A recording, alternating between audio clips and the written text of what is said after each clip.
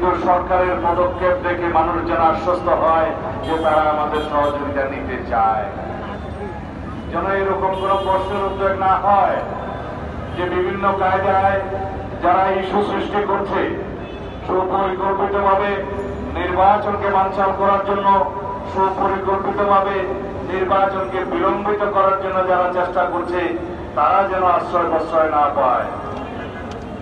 যেন জনগণের মনে কোন প্রশ্নের উদ্বেগ না হয় যে সরকার একটি নির্দিষ্ট দলকে বোধহয় সুবিধা দেওয়ার জন্য কোনোভাবে চেষ্টা চালাচ্ছে। আমরা প্রত্যাশা করি নাই ফ্যাসিবাদী পতিত শক্তি গোপালগঞ্জ হোক আর যেখানে হোক গণ অভ্যুত্থানের শক্তির উপরে হামলা করার সাহস পাবে। আমরা আশা করি নাই এই জাতি কখনো এই দৃশ্য অবলোকন করবে যে গণ অভ্যুত্থানের অনেক সাহসী সন্তানদের উপরে ফ্যাসিবাদী পতিত শক্তি হামলা করার সুযোগ পাবে, সাহস করবে। কিন্তু কেন? এই কেনার জবাব হচ্ছে যারা একটি নতুন রাজনৈতিক দল সংগঠিত করেছে, যাদের এখনো রেজিস্ট্রেশন নাই, তারা অনেক আবেগ তাড়িত হয়ে অপরিকল্পিতভাবে এমন সব রাজনৈতিক কর্মসূচি দিচ্ছে, সেই রাজনৈতিক কর্মসূচির কারণে আজকে সারা বাংলাদেশ অবলোকন করল জাতির যারা গণ অভ্যুত্থানের অগ্রসেনানী তাদের উপরে পতিত ফ্যাসিবাদী শক্তি হামলে করছে।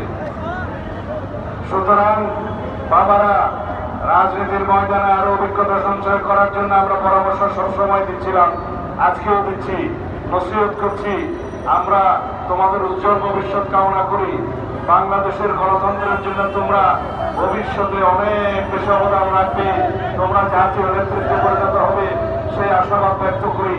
কিন্তু যেভাবে তোমরা যাচ্ছ, যেভাবে এনসিপির আমরা এই কর্মসূচির ধরন দেখছি, তাতে করে আমরা একটা মেসেজ পাচ্ছি যে কোনো না কোনো বাহানায় এমন কোন অবস্থা সৃষ্টি করা যাতে করে বলতে পারে যে সরকার কোনো কিছু নিয়ন্ত্রণ করতে পারছে না, এই সরকার নির্বাচন কিভাবে দেবে। আর কিছু কিছু প্রশ্ন তো ইতিমধ্যেই আপনারা তুলেছেন। এই নির্বাচন কমিশন নিরপেক্ষ নয় কেন? শাপলা প্রতীক না দিলে কি নির্বাচন কমিশনের বিরুদ্ধে অঙ্গনে চলে যায়? জাতীয় প্রতীকের মার্কা ছাড়া কি বাংলাদেশে আর কোনো মার্কা ছিল না?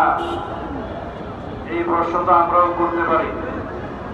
যারা বলছে ধানের শীষ তো সেই জাতীয় প্রতীকে আছে, কিন্তু ধানের শীষের মার্কাটা যেভাবে আছে সেটা নির্বাচন কমিশনের তফসিলে আছে।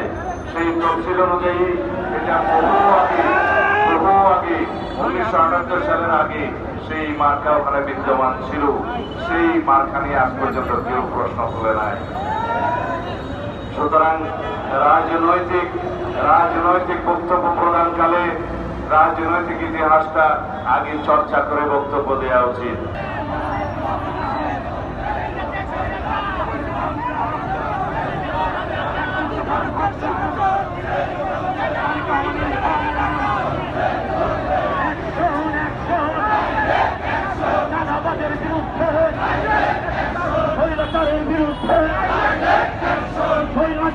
বিরুদ্ধে